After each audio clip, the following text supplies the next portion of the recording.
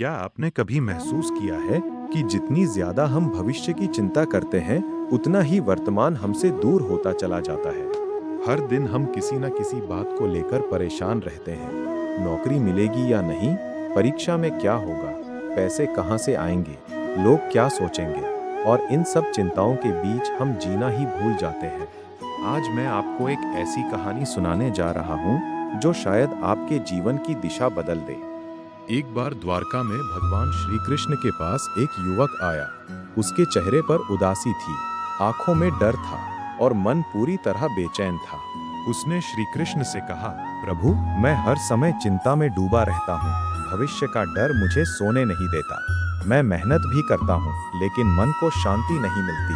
कृपया मुझे कोई ऐसा मार्ग बताइए जिससे मेरा मन शांत हो जाए। श्री कृष्ण मुस्कुराए और बोले, कल सुबह सूर्योदय से पहले मेरे साथ नदी के किनारे चलना। अगली सुबह दोनों नदी के किनारे पहुंचे। सूरज अभी निकला ही था। पक्षियों की मधुर आवाज गूंज रही थी। नदी का जल बिल्कुल शांत था। श्री कृष्ण ने युवक से कहा, इस नदी को ध्यान से देखो। युवक बोला, प्रभु, पानी बिल्कुल शांत है। तभी श्री कृष्ण ने एक छोटा सा पत्थर उठाया और नदी में फेंक दिया। पत्थर गिरते ही पानी में लहरें उठने लगी। श्री कृष्ण ने पूछा, क्या नदी हमेशा के लिए अशांत हो गई? युवक बोला, नहीं प्रभु, कुछ ही क्षणों में फिर से शांत हो जाएगी। श्री कृष्ण बोले, यही तुम्हारे मन की सच्चाई है। समस्याएं पत्थर की तरह हैं। वे आएंगी, हलचल पैदा करेंगी और चली जाएंगी। लेकिन अगर तुम हर पत्थर को पकड़कर अपने पास रख लोगे, तो तुम्हारा मन कभी शांत नहीं होगा। युवक ध्यान से सुन रहा था। श्री कृष्ण ने आगे कहा, तुम चिंता इसलिए नहीं करते क्योंकि समस्याएं बड़ी हैं। तुम चिंता इसलिए करते हो क्योंकि तुम्हें लगता है कि सब कुछ तुम्हें अकेले संभालना है। जिस दिन तुम अपने कर्म करोगे और बाकी मुझ पर छोड़ दोगे, उसी दिन तुम्हारे मन को शांति मिल जाएगी। फिर श्री कृष्ण ने गीता का संदेश समझाया, कर्मण्येवाधिकारस्ते मा फलेषु कदाचन। अर्थात तुम्हारा अधिकार केवल कर्म करने में है, फल पर नहीं। उन्होंने कहा, अगर किसान बीज बोने के बाद रोज उसे खोदकर देखने लगे कि पौधा निकला या नहीं, तो क्या वो कभी फसल काट पाएगा? नहीं, उसे धैर्य रखना होगा। इसी तरह जीवन में भी मेहनत करो, लेकिन परिणाम की चिंता मत करो। कुछ दिनों बाद वही युवक फिर श्री कृष्ण के पास आया। इस बार उसके चेहरे पर मुस्कान थी।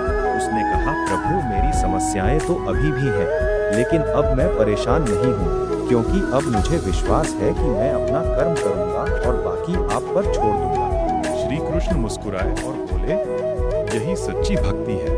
भगवान पर विश्वास का अर्थ केवल मंदिर में दीपक जलाना नहीं है। सच्चा विश्वास तब होता है जब कठिन समय में भी तुम्हारा मन डगमगाए नहीं। दोस्तों, आज हम सब उसी युवक की तरह हैं।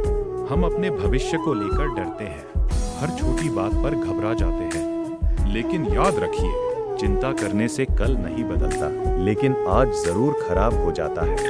भगवान ने आपको बुद्धि दी है, मेहनत करने की शक्ति दी है और सही रास्ता चुनने की क्षमता दी है। अब आपका काम है पूरी ईमानदारी से कर्म करना। बाकी भगवान पर छोड़ दीजिए। जब भी मन घबराए, आंखें बंद करके सिर्फ इतना कहिए, हे कृष्ण, मैं अपना सर्वश्रेष्ठ प्रयास करूंगा, बाकी सब आपको समर्पित है। यकीन मानिए, उसी क्षण आपके मन का आधा बोझ उतर जाएगा। याद रखिए, भगवान कभी देर कर सकते हैं, लेकिन अंधेर नहीं करते। हर कठिनाई आपको तोड़ने नहीं, बल्कि मजबूत बनाने आती है।